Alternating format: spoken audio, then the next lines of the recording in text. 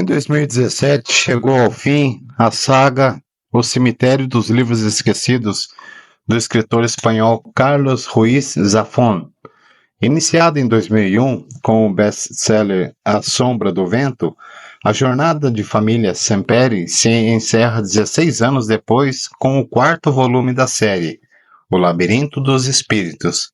Antes de tudo, embora o autor proponha que os 4 livros da série possam ser lidos em qualquer ordem, eu não recomendaria fazê-lo. Na verdade, a única troca de ordem que acho aceitável são os 2 primeiros livros, já que o terceiro também tem muito a ver com os anteriores. Mas, como em qualquer quebra-cabeça, o grau de complexidade muda dependendo do trecho por onde você começa a montá-lo. Apesar de ter comprado o último volume, ainda em 2020, eu apenas li neste mês, por conta que haviam outros tantos na fila de leitura. E vocês sabem porque eu sempre estou publicando aqui no canal. Nunca nos damos conta do vazio em que deixamos passar o tempo enquanto não vivemos de verdade. Por vezes, a vida não os dias queimados. É só um instante. Um dia, uma semana, um mês. Sabemos que estamos vivos porque dói. Porque de repente tudo importa.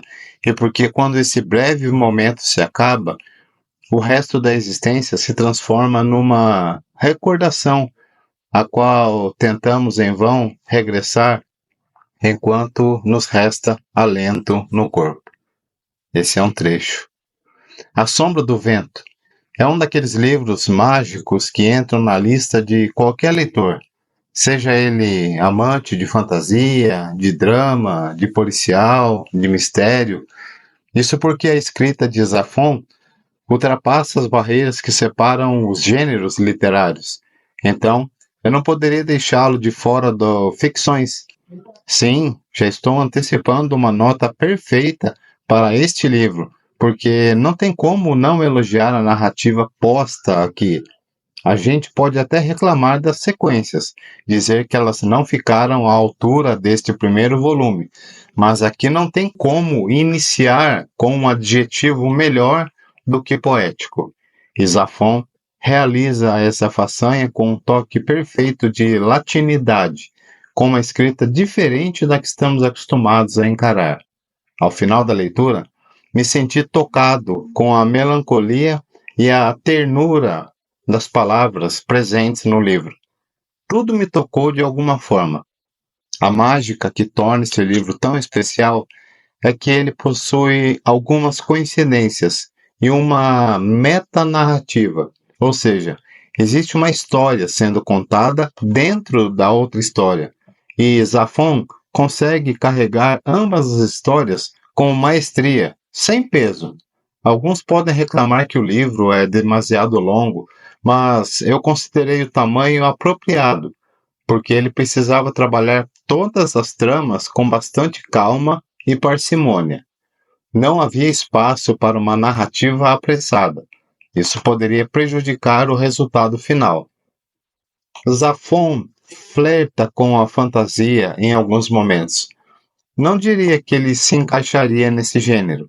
Vou classificá-lo como realismo mágico, mas acho que nem isso eu consideraria se parasse para refletir melhor.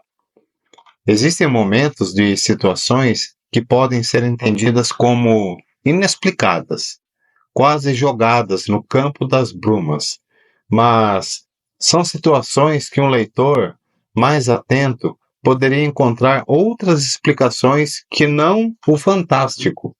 Vou entender o livro como um realismo mágico apenas por mero enfeite, e para meu próprio agrado, do que necessariamente entendê-lo como tal.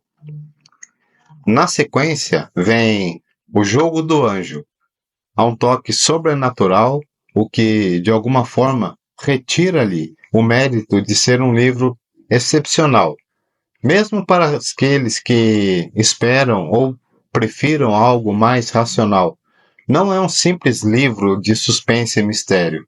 Vai muito além disso. Sem dúvida, uma trama complexa e intrincada, mas a narrativa construída por Zafón é incrível e cheia de reviravoltas. É interessante como tudo começa de forma lenta. A ambientação e a apresentação dos personagens, e depois temos uma narrativa com um ritmo frenético, mistérios e quebra-cabeças que aos poucos vão se encaixando. É genial a forma como Zafón descreve com riquezas de detalhes a cidade de Barcelona. Mesmo quem não a conhece, o cenário da trama se sentirá íntimo da cidade, como se, de fato, já a tivesse visitado pelo menos uma vez na vida. O livro tem diálogos ricos e memoráveis, e personagens que se tornam tão vívidos que parecem reais. Por exemplo, O Prisioneiro do Céu é a terceira paragem desta viagem pela saga Cemitério dos Livros Esquecidos. Não há outra maneira de dizer isto. Até agora, este é o volume que considero mais fraco. Fraco dentro da qualidade que Zafón tem. Atenção! Pareceu-me mais uma exigência comercial do que algo que o autor quisesse mesmo escrever.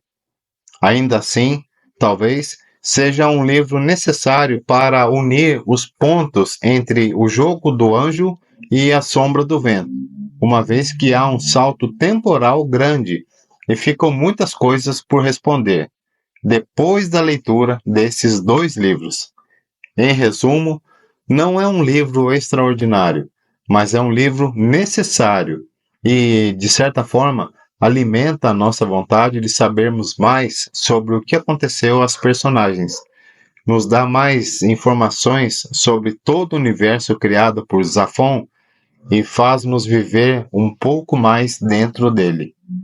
E terminamos em O Labirinto dos Espíritos.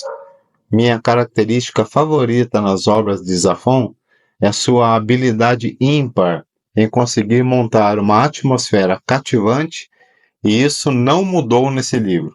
Sua Barcelona é sombria, suja e tomada pela névoa, mas ao mesmo tempo é um lugar repleto de vida e particularidades. Ele faz isso principalmente com descrições rebuscadas e com uma escrita que tem tom poético, mas nunca sendo pedante ou confusa. Sendo assim, o texto flui muito bem e a leitura é rica e envolvente. A narrativa tem ritmo bom, com revelações e reviravoltas bem inseridas. O livro é um pouco longo, porém nada cansativo, salvo o começo um pouco arrastado. Fiquei constantemente tentando descobrir as resoluções dos mistérios e os segredos dos personagens. No fim, me surpreendi em vários momentos. Sobre a escrita de Zafón, não há mais o que dizer. Ela é absurdamente envolvente, lembrando-nos a cada página que a série é, antes de tudo, uma homenagem aos livros e à literatura, com que qualquer amante destes irá se identificar. O autor também não se apressa ao final, como se suspeitasse da nossa dificuldade em desapegar de sua criação, nos oferece um longo epílogo que deve emocionar qualquer leitor, abrindo suas portas a mais uma criança deslumbrada. Esse é o resumo, então, dessa belíssima coleção de livros do autor Zafón. Tá bom, pessoal? Então, obrigado para quem ficou até aqui e nos vemos na próxima. Tchau!